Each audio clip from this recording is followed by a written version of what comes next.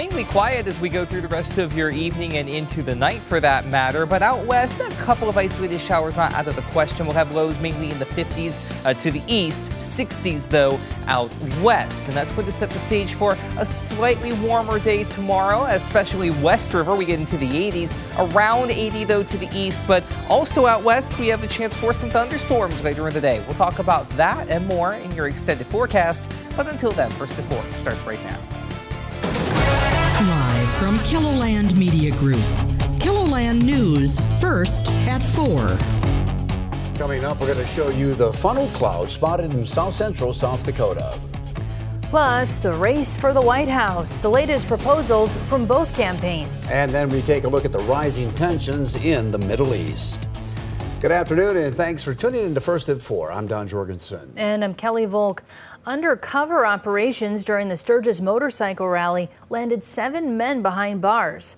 All 7, listed on your screen right there, are accused of attempting to entice minors online. The suspects range in age from 20 to 36. In most cases, they're accused of communicating with undercover officers posing as teenagers online. And while the rally brings in people from all around the world, all 7 suspects are from western South Dakota.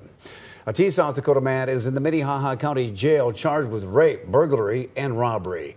Court documents say that 55-year-old Michael Kirsch kicked in a door at a Sioux Falls home early Thursday morning, then used a piece of wood from a door frame to hit a camera and the victim. Court documents say that Kirsch threatened the victim with a syringe before raping and beating her. They also say that it was a random crime. Kirsch and the victim knew each other. A central Iowa man has been identified in a deadly motorcycle versus pickup crash on I-90 west of Hartford last week. Just before 6 o'clock Friday night, 67-year-old David Leon Rowe was heading east in a construction zone when he lost control. He then crossed the center line and hit a pickup head-on.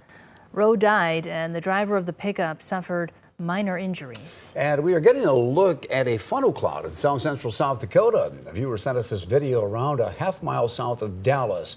He says that it was taken just after 1:30. He and his fiancée were passing through that area when they spotted it. Always a little alarming to see that. Yeah, a little bit of a funnel cloud. What do you know about that one, Adam? Well, basically, with funnel clouds, are basically, little bits of rotation up in the atmosphere that normally you'd be able to pick up on radar. But because they're so shallow and so weak in general, in this case, funnel clouds are typically very difficult at best to pick up on radar. So it's really hard to kind of pinpoint when and where those come around. It's just a case of look up and maybe be able to see one. And because it didn't touch down, it is just a funnel cloud. It was not a tornado. Speaking of clouds, we had a lot of that today, especially in southeastern South Dakota. That cloud cover has been rather stubborn. And as a result, temperatures have really been struggling in a couple of areas to warm up outside of the low 70s in many locations. In fact, we are still in the low 70s here in Sioux Falls. We are at 70. Sunshine trying to peek through on occasion, and I do really mean trying to peek through, but that's been a losing effort. So 70, like I said, breeze out of the east to 8 miles per hour. Average for this time of year, by the way, is 84. Yeah, we're not even anywhere close to that. We started at 62 this morning in Sioux Falls, as well as Spencer over in northwestern Iowa. Some 50s up toward Watertown and Aberdeen this morning, 58 and 55 respectively. 60 Pierre, 56 Phillip over toward Rapid City as well. Rapid City now up to 74, along with Marshall and the aforementioned Spencer. Spearfish at 72 with Brookings. A few areas that got in on sunshine. Well, you warmed up pretty nicely. 80 for Mobridge, Valentine, and Phillip. 84 right now in Pine Ridge. Compare that to 68 in Yankton and 69 degrees as well in Mitchell. The wind hasn't been too bad, at most 10 to 15 miles per hour out of the east and occasionally southeast. That's what's going to be the X factor for temperatures to try and kick up a little bit more for your day on Tuesday. That's also going to try and bring in a little extra moisture. So for tomorrow, we're looking at highs on either side of 80 in southeastern KELOLAND with a better chance of getting a little more sunshine in place. Same rules apply up to the northeast. Out west, we get a bit warmer, mid-80s in many locations, even near 90 toward Phillip and Hot Springs. But later in the day, we could see some thunderstorms develop, and a few of those could become from strong to severe. We'll talk about that potential and go through the rest of your 7-day forecast as we head through the hour. All right, thanks a lot, Adam. The 2024 presidential race continues as both campaigns hone their specific policy proposals and pitch their ideas to the American public. Washington, D.C. correspondent Trevor Shirley is in D.C. with more. Vice President Kamala Harris announced a policy that's already been endorsed by former President Donald Trump, hoping to win over key service sector voters.